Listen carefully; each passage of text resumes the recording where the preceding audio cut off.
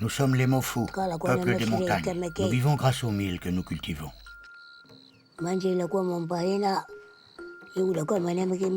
Pour survivre ici, il faut beaucoup travailler, comme les insectes qui vivent autour de nous.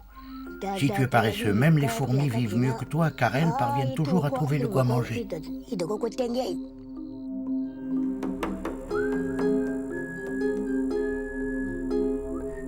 À l'extrême nord du Cameroun s'étend un large massif montagneux, les monts Mandara. C'est là que vivent les Mofu. C'est la fin de la saison sèche. Bientôt la terre sera trempée de pluie. Le temps est venu de commencer les semailles.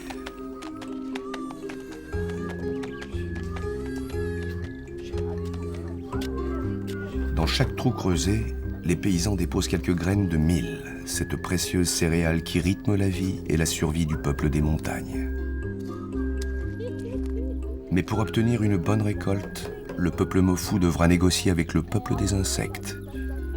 Certains sont pour eux des alliés que l'on vénère, d'autres des ennemis que l'on combat.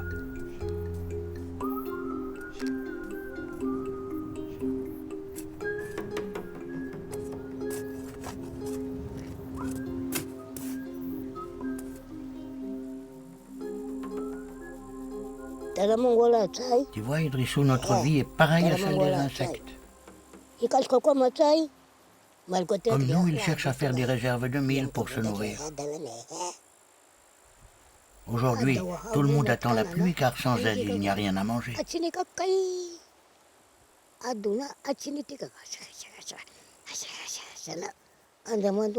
Regarde, la fourmi noire malocoteigne vole déjà les premières graines que nous avons semées. Cette fourmi et le termite de l'Irba sont ceux qui nous dérangent le plus. Quand ils mangent nos réserves, c'est qu'on a oublié de célébrer nos ancêtres. Le mois de mai est arrivé et la pluie n'est pas encore tombée. Comme chaque année, le village semble préoccupé par la situation. Le clan du chef s'est réuni autour de lui. Ce sera aussi l'occasion d'aborder les problèmes de chacun et de trouver le moyen d'y remédier. Et toi, Sidi, as-tu des problèmes?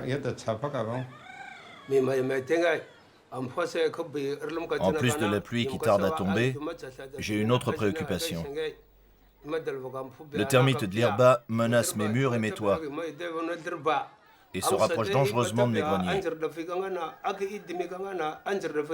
J'ai tout essayé pour détruire son nid, mais je ne sais plus quoi faire. Quelqu'un a-t-il une solution? La seule chose qui peut chasser de l'Irba pour de bon, c'est la fourmi Jaglavac.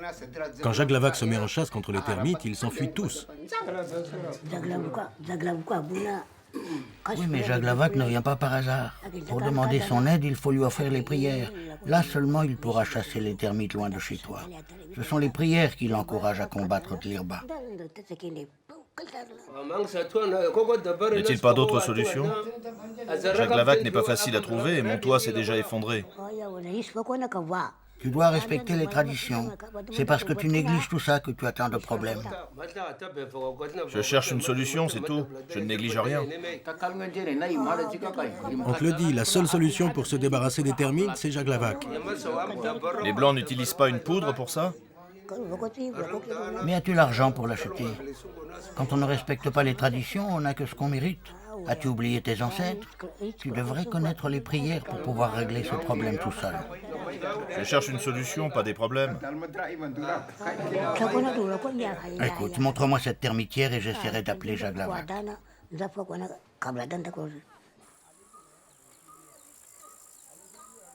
Chez Sidi, les termites ont déjà fait s'écrouler les toits de plusieurs pièces. S'ils ne sont pas délogés au plus vite, ils risquent de s'attaquer aux greniers et aux réserves de mil qui y sont entreposées. Et pour les Mofu, voler le mil est un acte grave. Pour attirer Jaglavac dans la termitière, le vieux Matsgrawai s'est muni de la poudre sacrée, l'ocre rouge. Viens, approche-toi. La termitière est juste là.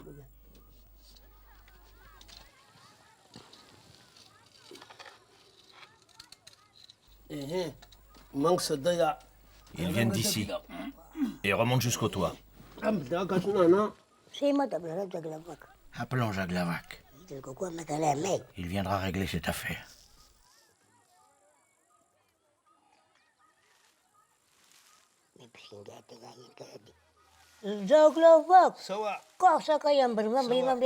Jaglavak, nous avons besoin de toi.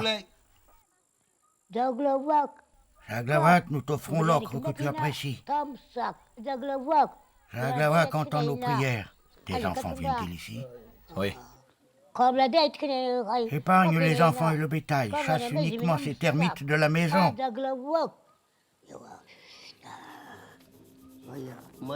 Regarde, le termite Lirba est ici. J'espère que Jaglavak répondra à notre appel.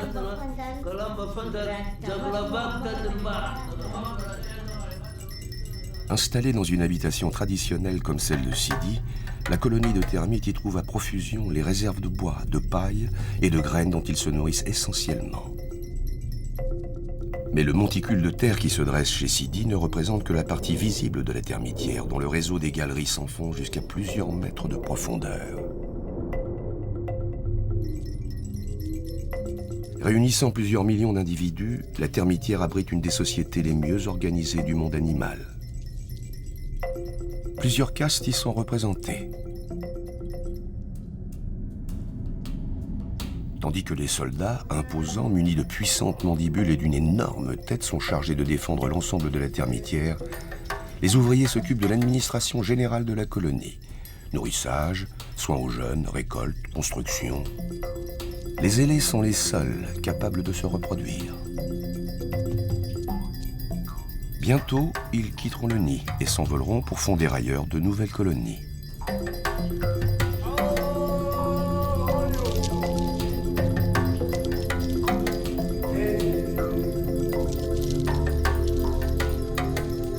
À chacun son rôle. Celui de ses ouvriers est de prendre soin du couple royal, et précisément de la reine. La reine. Si l'on comparait la colonie à un organisme vivant, elle en serait le cœur. Elle peut atteindre jusqu'à 20 cm de long et fait l'objet de soins constants. Elle est l'unique génitrice de la colonie. Choyée au sein d'une loge royale, son énorme abdomen est parcouru de contractions musculaires qui accompagnent la ponte incessante de milliers d'œufs.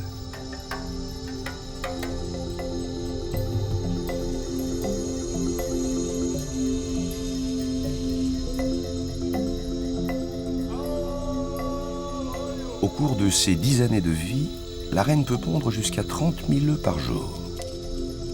30 000 termites qui chaque jour viendront grossir les rangs de la colonie.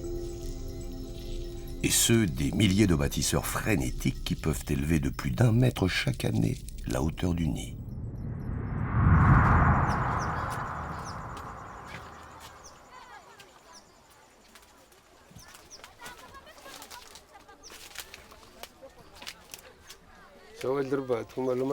Voilà, regarde. C'est à cause de Lirba que mon toit s'est effondré. Ils sont partout.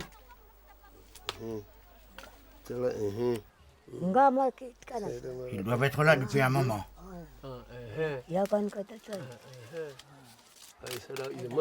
Ils sont partout dans les poutres, c'est pas bon ça. Il faut leur galerie sur les murs pour accéder au toit. Oui, on voit les petits trous qu'ils font dans le mur. S'ils s'en prennent à mon grenier, il risque de s'effondrer lui aussi. Et si mon grenier s'effondre, que va devenir mon mille? Est-ce que ces termites vont m'aider à le reconstruire? Sois patient, nous verrons bien s'il a entendu nos prières. Si la fourmi Jaglavak a entendu les prières, elle devrait d'ici quelques jours apparaître chez Sidi pour chasser les termites insatiables. Mais quand la sécheresse se prolonge, Jaglavak cherche la fraîcheur dans les profondeurs du sous-sol et ne peut entendre l'appel des hommes. Dans ce cas, il faudra aller le chercher.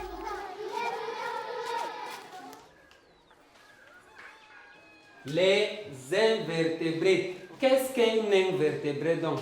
Un invertébré donc c'est quoi? Oui. On applaudit fort.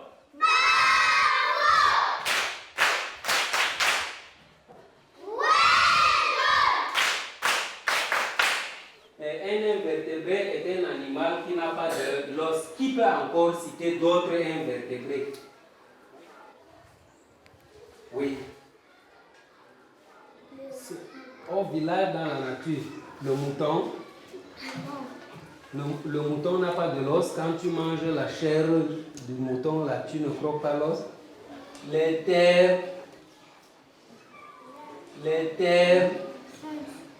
termites, toute la classe.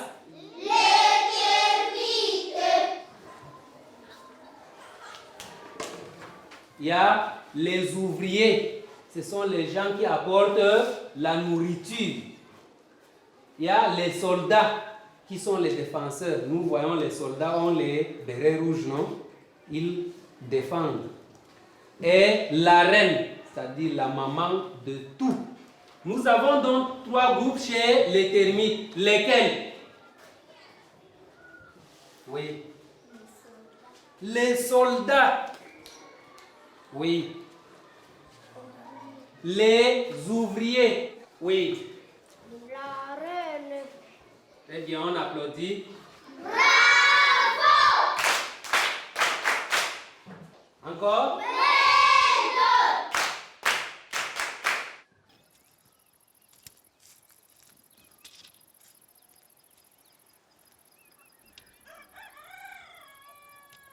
Les semaines passent et toujours pas de pluie.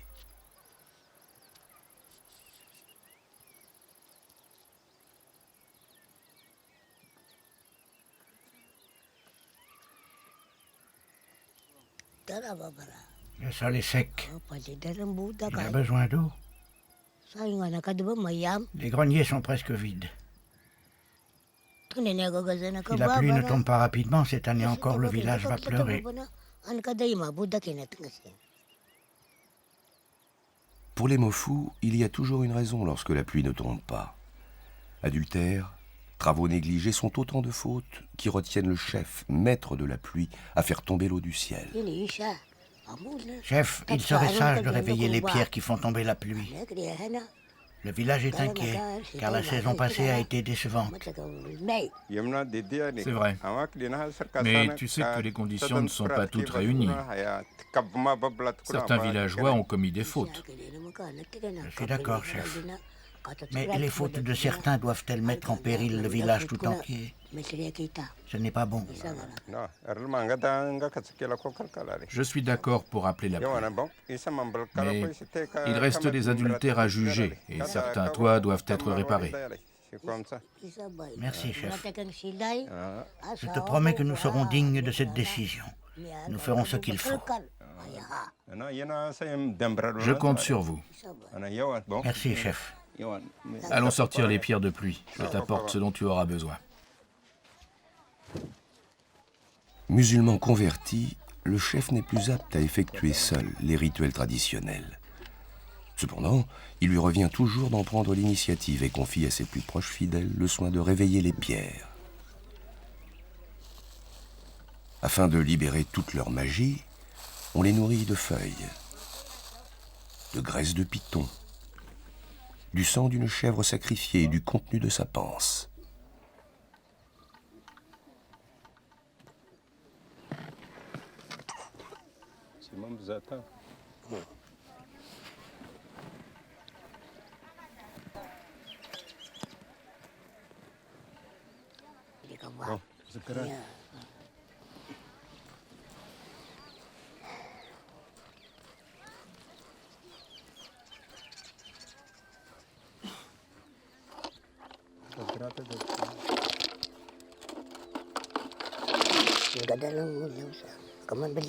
Rares sont ceux qui sont autorisés à frotter les pierres de pluie.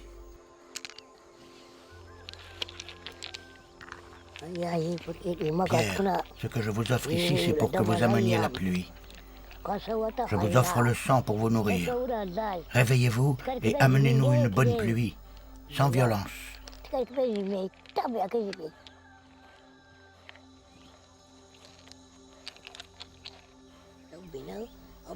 Verse de l'eau et lave-les bien. Remets-les ensuite à leur place, bien à l'abri du soleil. précieusement conservées à la chefferie avec d'autres pierres magiques, comme les pierres de guerre et les pierres de sécheresse. Les pierres de pluie constituent chez les Mofu le fondement du pouvoir. Il n'y a pas si longtemps encore, des guerres éclataient pour s'attribuer celles des villages voisins.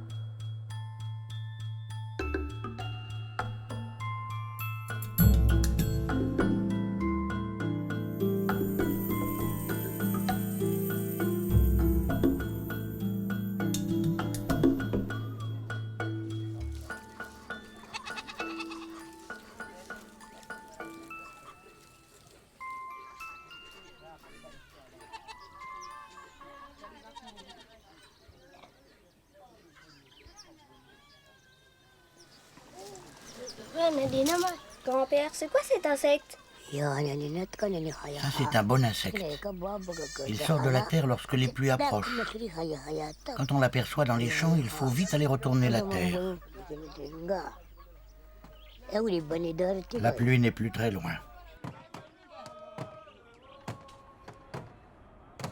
Par la voix des tambours, le chef annonce aux villageois qu'il est temps pour eux de préparer la terre, où depuis plusieurs semaines, les graines de mil attendent l'arrivée de la pluie.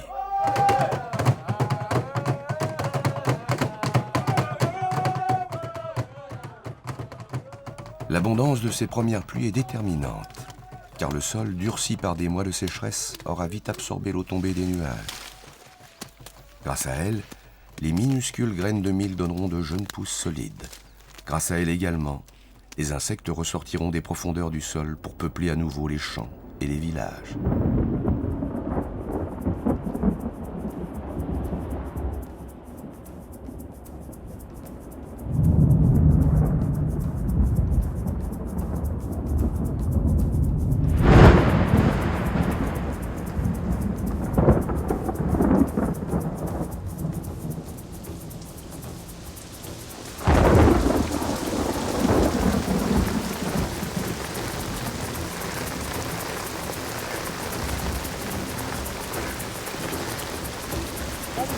Merci pour cette bonne pluie.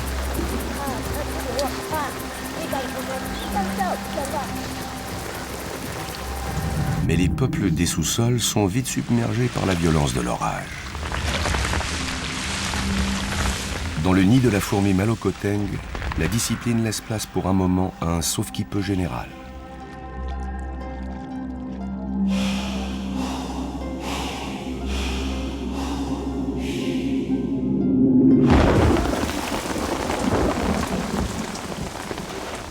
Chez les hommes aussi, les premières pluies s'accompagnent souvent de mauvaises surprises. Et l'habitation de Sidi, fragilisée par l'appétit vorace des termites, cède rapidement sous le poids de la paille trempée.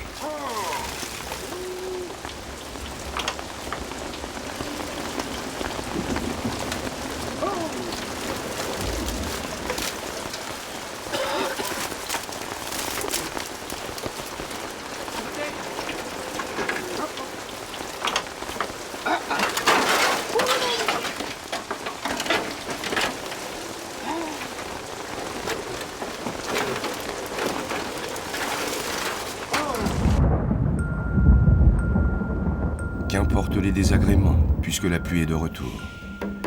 Pour les Mofu, c'est le début d'une nouvelle année, le début d'un nouveau cycle du mil. Après l'inondation de leur nid, les fourmis Malokoteng sortent leurs réserves de graines, pour les faire sécher, mais pas seulement. Connais-tu l'histoire de l'oiseau du mil et de la fourmi? Non. Alors écoute, c'est une histoire d'entraide. Tu vois, l'oiseau a fait son nid juste là. Le petit oiseau jaune? La fourmi Malokoteng n'est jamais très loin. Après la pluie, elle sort toujours ses graines pour les faire sécher, mais aussi pour l'oiseau. Ce n'est pas par hasard si l'oiseau fait son nid ici. En chantant, il annonce à la fourmi que la pluie est terminée et qu'elle peut sortir ses graines. En retour, la fourmi l'autorise à picorer ses réserves, car elle sait qu'en ce moment, il n'a rien à manger. Regarde.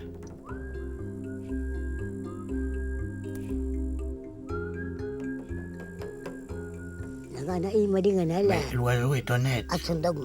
Lorsque le mil aura poussé, il rendra à la fourmi la part qu'il lui a empruntée.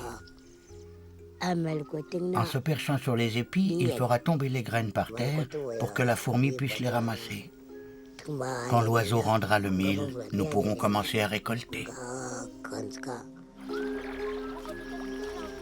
Le ciel a été généreux et les pluies ont de nouveau rempli le lit des rivières asséchées. Maintenant que le sol est gorgé d'eau, c'est au soleil qu'il reviendra d'apporter aux jeunes pousses de mil l'énergie nécessaire à leur croissance.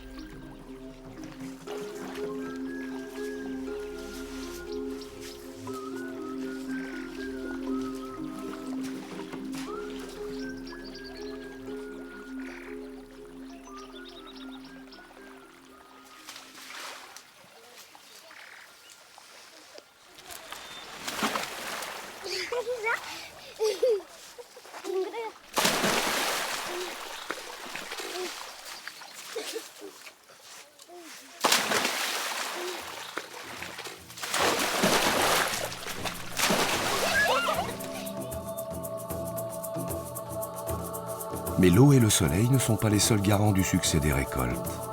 Pour que le mil parvienne à maturité et pousse en abondance, les mofus doivent désormais invoquer l'esprit des montagnes, le Mbolom.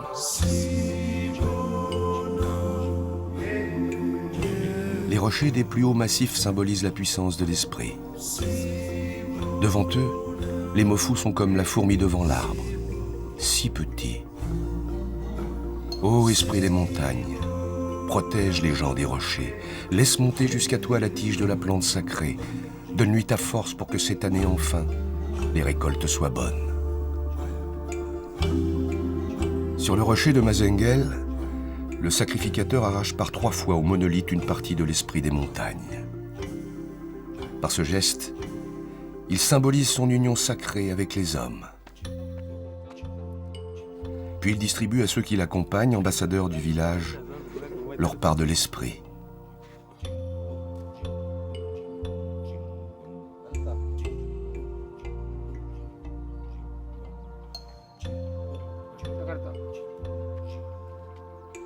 Pour enfin adresser au rocher les prières de tout un peuple.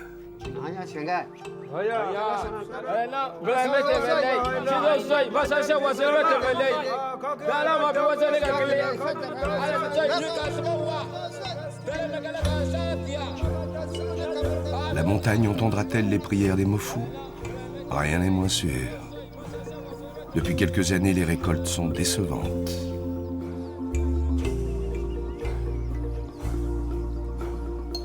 Au village, les greniers sont presque vides. Et chez Sidi, les termites rendent la situation encore plus préoccupante, car ils menacent désormais les dernières réserves de mil.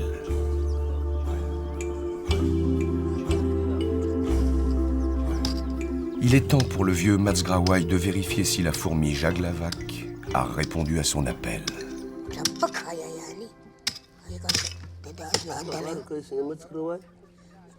Les termites sont encore là. Jaglavak n'est pas venu. Il n'a pas entendu nos prières. Il va falloir aller le chercher. J'en ai assez de ces termites. Il faut qu'ils partent. La termitière grossit, il ne faut pas attendre trop longtemps. L'Irba n'a pas le droit de m'ennuyer ainsi. M'a-t-il aidé à construire cette maison? Sais-tu combien d'argent je dépense en bois et en paille pour réparer ce qu'il détruit? Je ne l'aime pas. Il faut qu'il parte. Ne t'énerve pas. Il n'est pas chez lui. Ne te fais pas de soucis. Nous irons ramasser Jaglavak. Maintenant qu'il a plu, nous pourrons le trouver facilement. Nous l'amènerons ici et il chassera ses termites.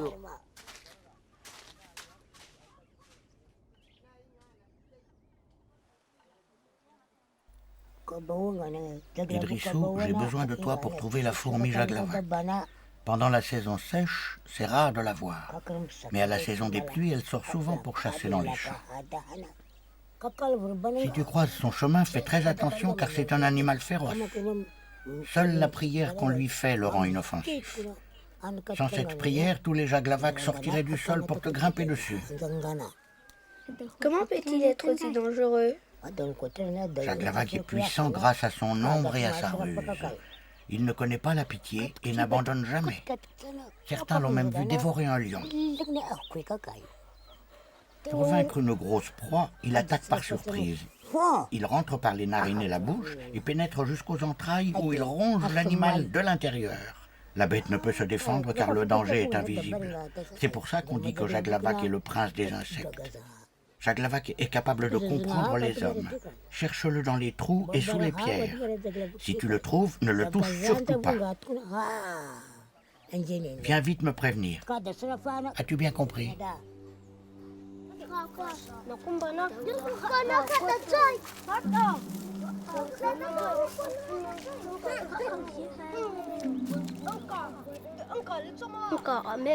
À cette époque de l'année, le massif est rempli de sauterelles, de menthes religieuses, de criquets, de coléoptères, autant d'insectes qui prospèrent à la saison des pluies. Et les enfants raffolent de ces petites proies qui viendront compléter leur repas quotidien. Mais la chasse aux insectes aujourd'hui sera particulière, puisqu'ils devront aussi chercher le puissant Jaglavak, le prince rouge. Les insectes sont présents dans tous les aspects de la vie des Mofu, qu'ils soient d'ordre spirituel, domestique, agricole ou tout simplement ludique. Ici, les hommes projettent sur les insectes vivants en société, comme les fourmis et les termites, leur propre comportement. Anciens guerriers, lors des grandes invasions Peul, ils voient en ces armées de fourmis légionnaires le combattant idéal. Une légende raconte que dans son nid, Jaglavak garde la pierre de la guerre, d'où elle tient sa puissance. Celui qui trouvait la pierre de Jaglavak rendait l'armée de son village invincible. Avec cette pierre, chaque guerrier devenait rouge comme la fourmi et 100 fois plus fort. Terrorisés, les ennemis s'enfuyaient en courant.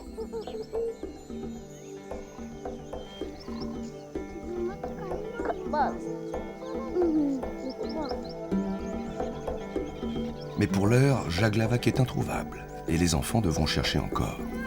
Bien plus intéressés par leur chasse aux gourmandises nettement plus fructueuses.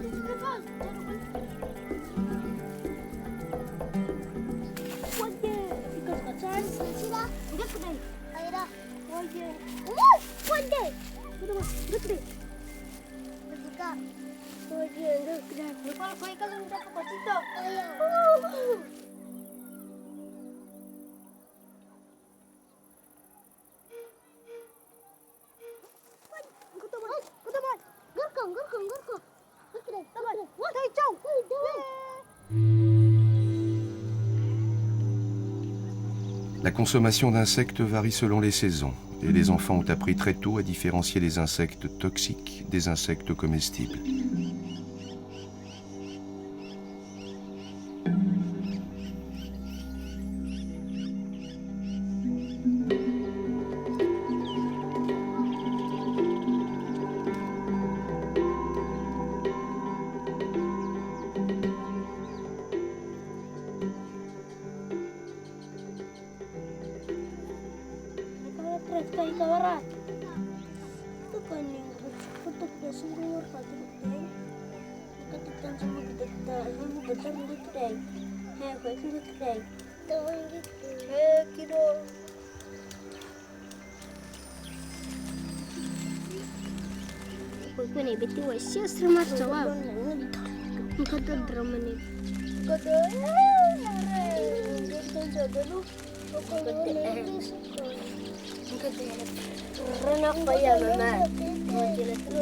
Les enfants ont attrapé quantité d'insectes, mais aucune trace de Jaglavak.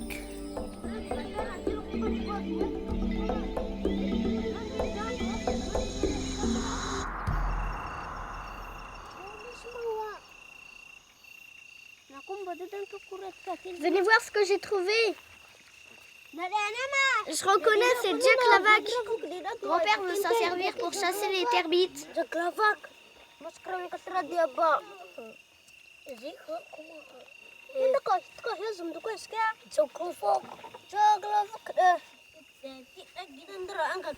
Essayez de les ramasser.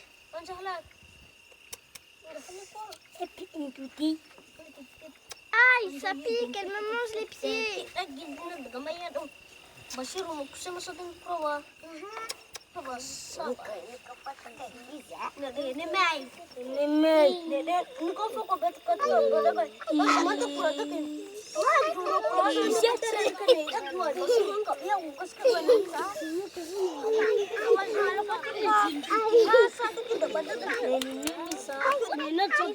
Pourquoi tu les jettes alors qu'il faut les ramasser?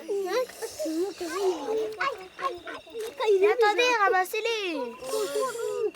Moi je ramasse pas, ça fait trop mal. Venez, je suis là. Comment s'est passée votre chasse? Bien.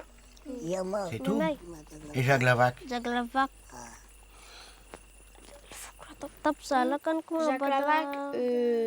oui, on l'a vu pas très loin. On a essayé de te la ramener, mais on n'est pas arrivé. C'était trop méchant.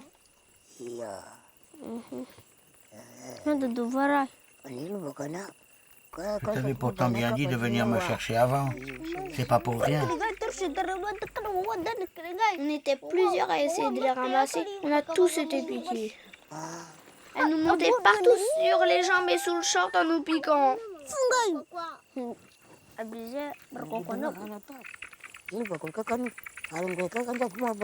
Si tu étais venu me chercher, ça ne serait pas arrivé.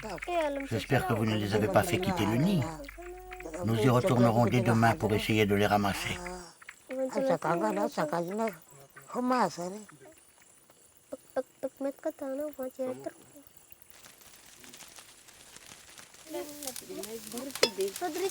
Les repas d'insectes sont surtout réservés aux jeunes enfants. Car pour les adultes, manger des insectes signifie qu'on est incapable de cultiver ses champs et de subvenir à ses besoins. Même si en cachette, certains ne résistent pas au plaisir de croquer quelques termites ailées et sauterelles grillées.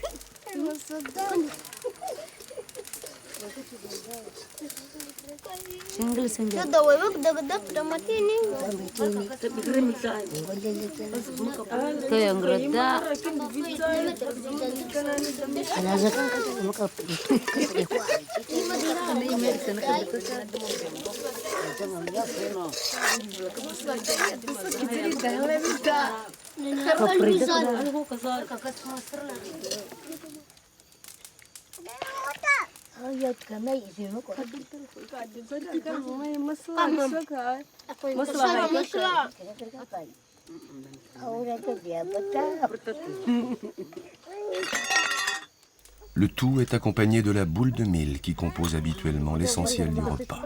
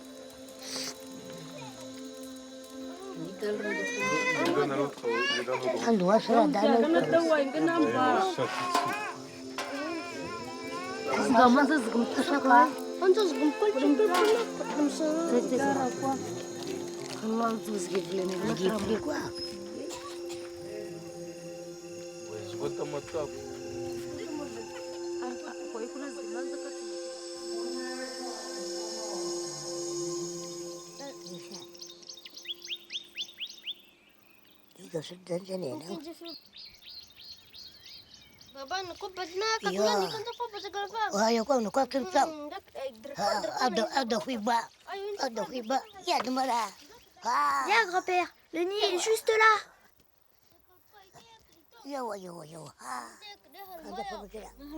Elles sont en train de chasser. Avant de les ramasser, il faut verser l'ocre sur elles. Elle aime cette poudre car elle est rouge comme elle. Jaglavak, autorise-nous à te ramasser. Nous avons besoin de toi. Tu es le plus puissant des animaux. Je t'offre l'ocre que tu aimes. Nous avons besoin de toi pour chasser le termite d'Lirba d'une de nos maisons. Toi seul peux nous aider. Ça y est, je peux creuser? Oui, vas-y, creuse.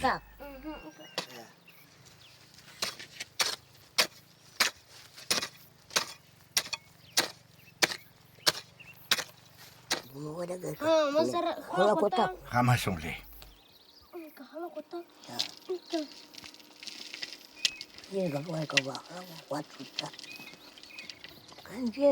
Ne prends pas trop de terre.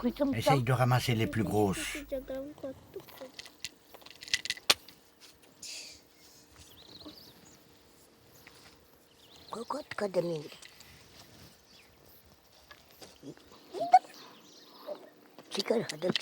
Ça pique, elle m'attaque. Tu n'as pas dit les prières.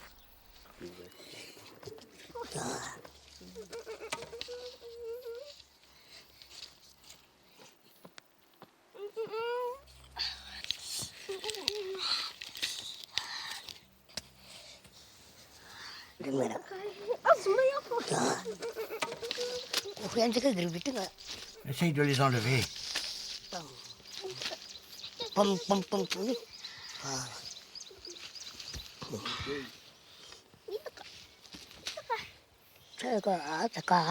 Ne bouge pas autant. Tu vas les exciter encore plus. Et éloignons-nous du nid. Tu les enlèveras sur le chemin. Tu m'apprendras les prières? Oui, si tu veux.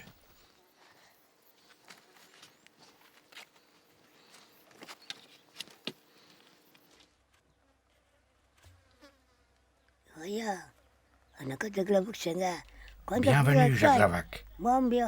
Merci, mon prince, d'être chez nous. Si nous t'avons ramassé, c'est pour que tu nous aides à chasser les termites qui rongent une de nos maisons. Merci, prince, d'accepter de nous aider. Toi seul es capable d'accomplir ce travail. Pardonne-nous de t'avoir dérangé. Tu es un guerrier puissant. Chasse les termites de la maison.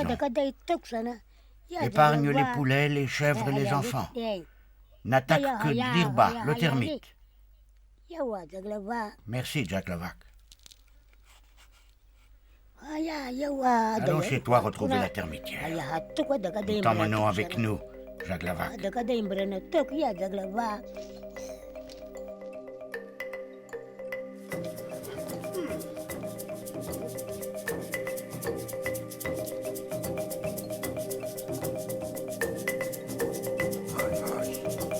D'après les Mofu, la puissance des fourmis Jaglavak est telle qu'une centaine d'entre elles suffit à déloger une colonie de termites comme celle installée chez Sidi.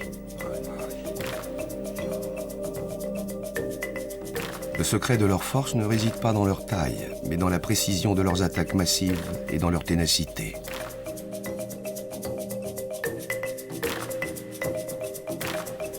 Cousin éloigné des maniants, Jaglavak fait partie des fourmis légionnaires, ces prédateurs sanguinaires qui n'hésitent pas à s'attaquer au bétail et terrorisent les peuples de la brousse.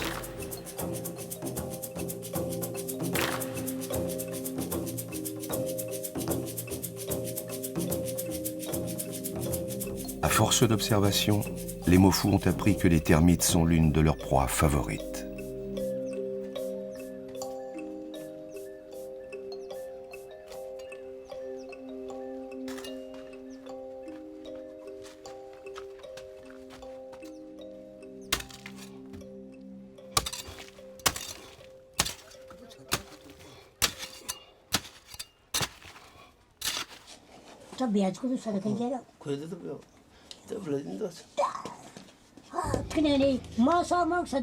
Voici les termites qui nous dérangent. Jaglavak, chasse-les pour toujours de cette maison. Jaglavak, je te donne l'ocre qui te rendra invincible. Combat pour nous. La termitière est bien gardée. Les soldats Dlirba sont jusqu'à 20 fois plus gros que les fourmis Jaglavak. Un seul coup de mandibule leur suffit à couper en deux le corps de leur minuscule assaillant. Du côté des fourmis, l'assaut est stratégique. Immobiliser les géants en agrippant leurs pattes et leurs antennes.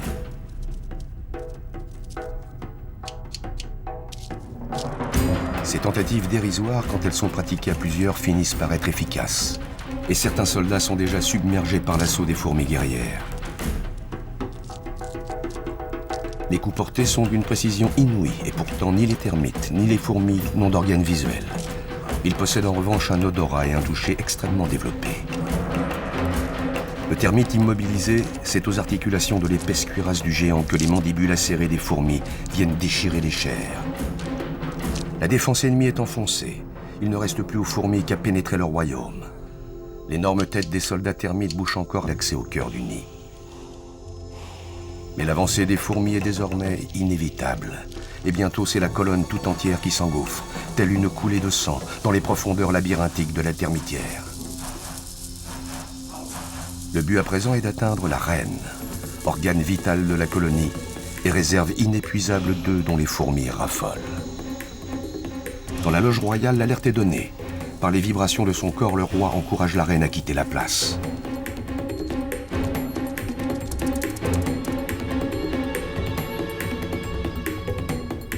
Aidée par ses ouvrières qui la tirent vers une sortie spécialement aménagée, la reine ondule son immense abdomen pour échapper à une mort certaine.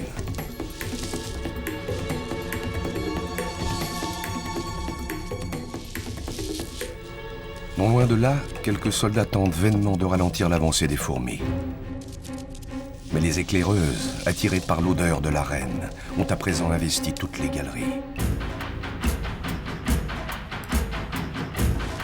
Péniblement, la reine s'enfuit.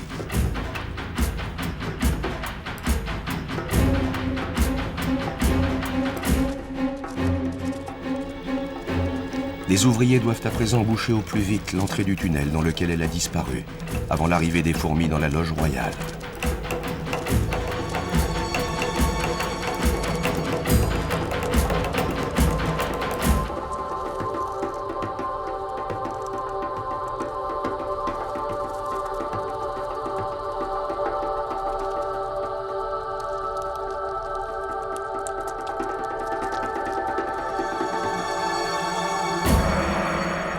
La reine s'est échappée.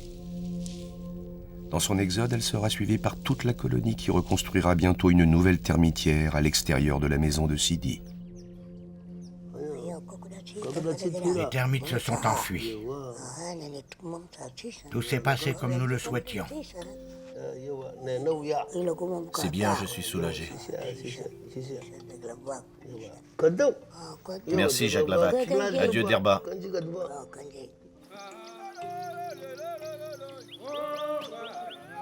Une fois de plus, Jaglavac s'est montré digne de la confiance que lui portent les Mofu.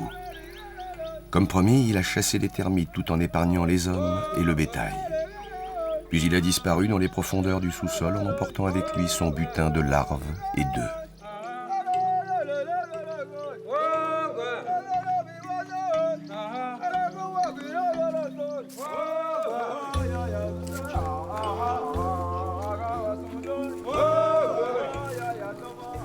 À présent que les termites sont partis, il faut réparer au plus vite les toits écroulés de l'habitation, car dans les champs, le mil est arrivé à maturité et les moissons vont bientôt commencer.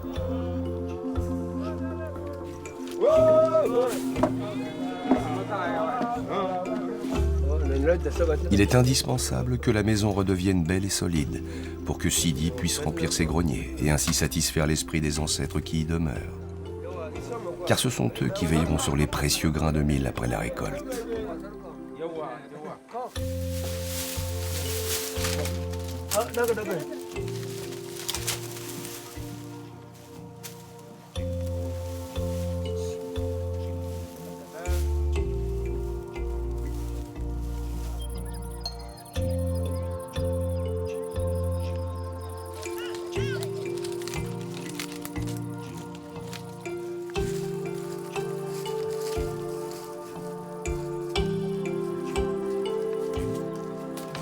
Cette année, les épis sont bien fournis et la moisson promet d'être abondante. Le mil est l'une des rares céréales à pousser dans ce pays de montagne, où le sol pauvre et la pluie capricieuse sont peu propices aux cultures. Pour les Mofu, le mil est le symbole de leur survie. De la leur et de celle de tous ceux qui peuplent le massif.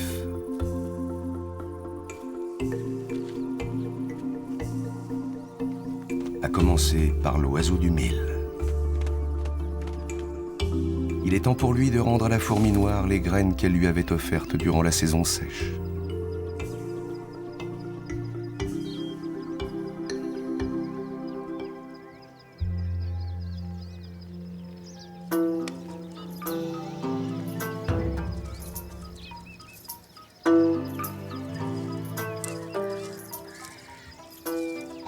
Grâce à l'oiseau, la fourmi pourra reconstituer ses réserves.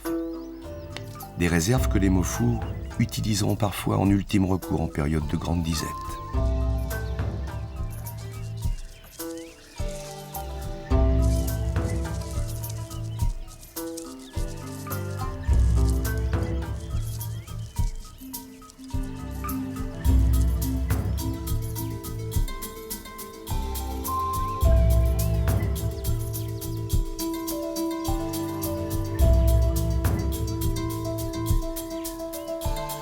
Quand l'oiseau picore les épis, c'est signe que le mil est prêt à être récolté.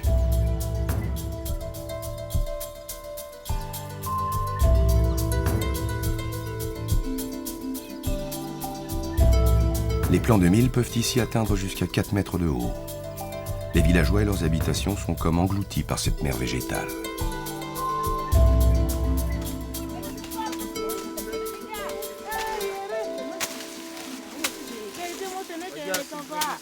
À coups de houe, hommes et femmes font plier les tiges géantes.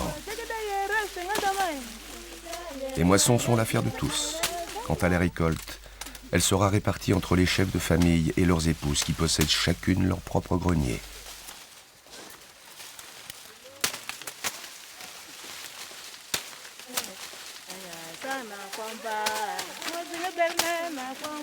Les épis sont rassemblés pour le battage. Activité plus physique, exclusivement réservée aux hommes.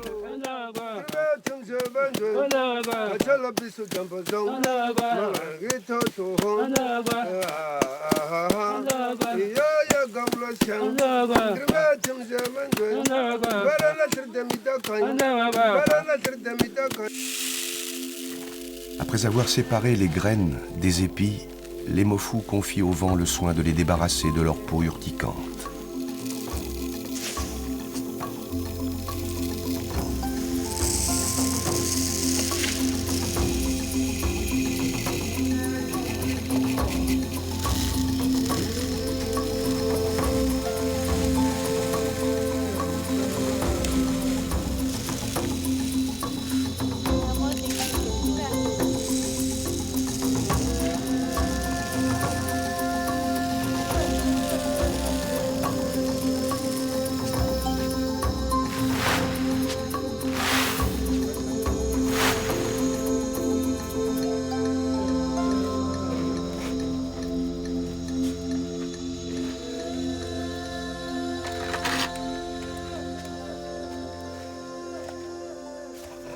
Novembre est arrivé.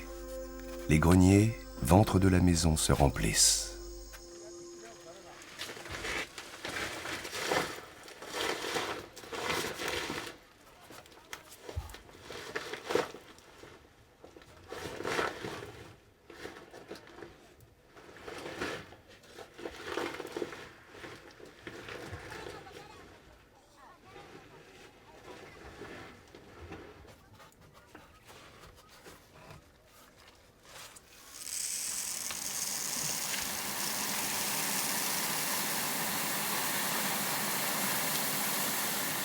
Le cycle du mil est terminé.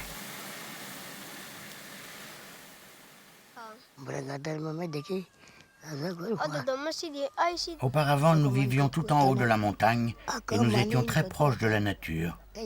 Aujourd'hui, je me sens un peu perdu. Une partie de nos traditions semble être restée là-haut.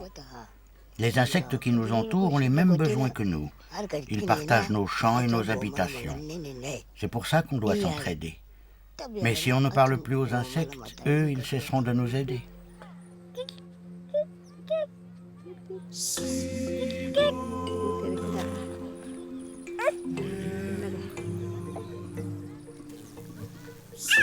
Mais ce lien si particulier qui lie les mofous aux insectes est fragile. Les traditions se perdent peu à peu et le temps n'est pas loin peut-être où les mofous ne joueront plus avec les insectes et où les insectes des monts Mandara ne parleront plus aux gens des rochers.